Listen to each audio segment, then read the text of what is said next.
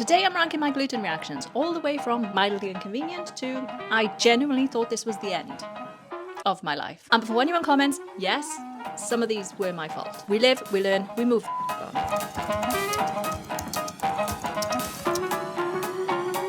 If you're new here, I have a condition called celiac disease. It's not an intolerance, it's not an allergy, it's an autoimmune condition, which means when I eat gluten, my immune system has a panic attack and attacks its own intestines. Because why not? Reactions vary. Some people get mild symptoms, some people get absolutely taken out, and some people have absolutely no symptoms at all. Can you freaking imagine? I'm somewhere in the clinging onto life on the bathroom floor category. It's intense. And no, it's not just about tummy aches and getting the shits, although that does happen too. It's days, sometimes weeks of joint pain, stomach pain, brain pain.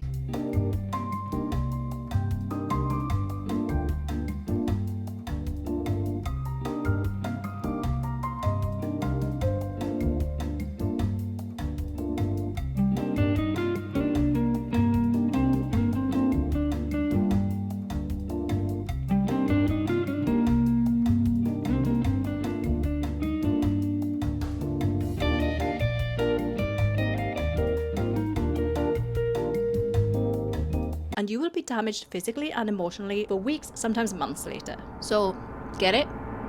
Are you getting it yet? Do you understand now? Okay, coming in strong with the Madrid bread incident. Let me just set the scene for a sec. I'm in Madrid, it's 32 degrees, sunny.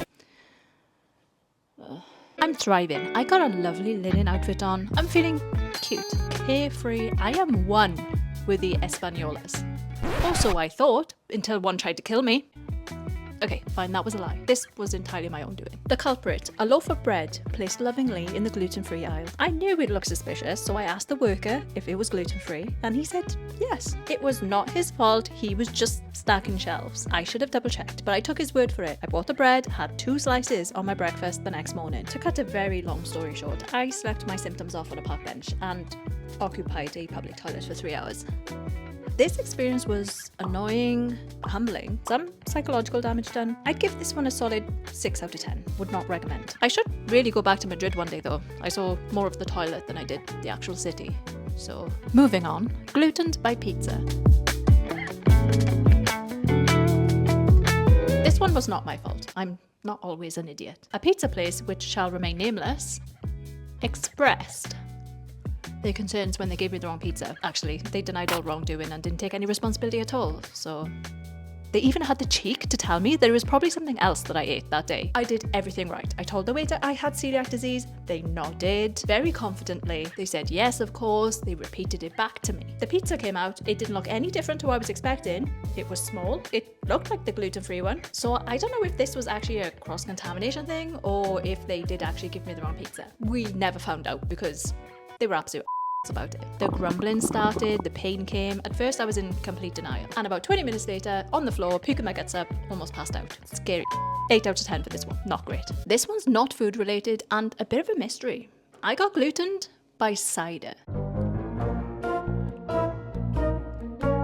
Cider is naturally gluten-free, so explain to me why it tried to end me. This was I don't drink anymore. Back when 2 ciders was like a warmer. I think we used to call it like pre-drinks or something. I don't know. I hadn't eaten in 2 hours, so I knew it wasn't food, and I had 2 ciders. That was it. To this day, I still don't know if it was like added flavorings in the cider or whether it was like a cross-pipe situation and cross-contaminated, but something wasn't right. I was violently ill, and not the drunk kind of ill. This could not stop throwing up all night.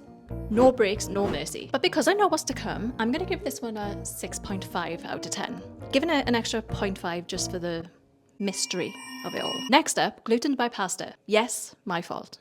Don't. I went to the supermarket, did the responsible thing by going to the gluten-free aisle, then did the irresponsible thing by not checking the packaging properly, and picked up regular pasta thinking it was gluten-free pasta.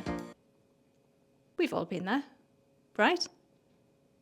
Right? I can hear you all now. How many times is this gonna happen to you in your lesson? Well, I guess we'll start to see. I made the pasta, I ate a full bowl of it. My biggest giveaway should have been that it tasted freaking amazing. This was early celiac days, so my reactions weren't as strong, but still, bloating, cramps, regret.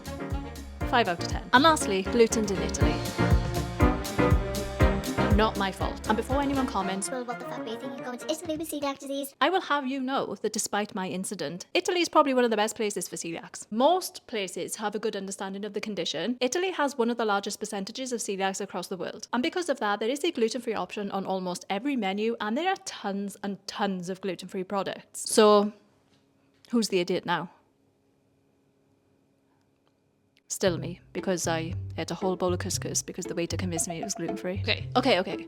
I asked the waiter 3 times if the couscous was definitely gluten-free. Now, I know couscous isn't gluten-free, but she was so convinced, and because everywhere we'd been so far was so good and had some sort of gluten-free options on their menu, I thought what she was saying was they had gluten-free couscous, okay? But this woman clearly didn't know what she was talking about, and she gave me regular couscous instead of gluten-free couscous. As soon as I got back to our hotel, I felt this sharp stabbing pain in my stomach, and I knew that this was the start of a reaction. I spent the rest of the night fighting for my life on the bathroom floor. Vomiting, diarrhea, intestinal bleeding.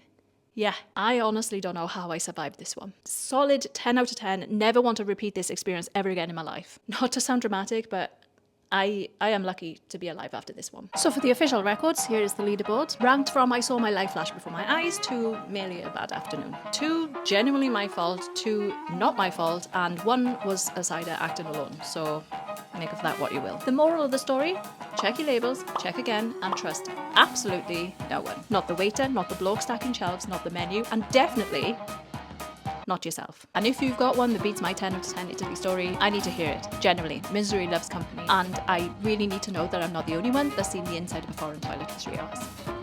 Please. Just, even if it's fake, just write something. Anything.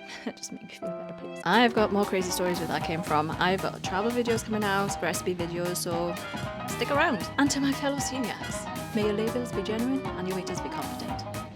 See you in the next one.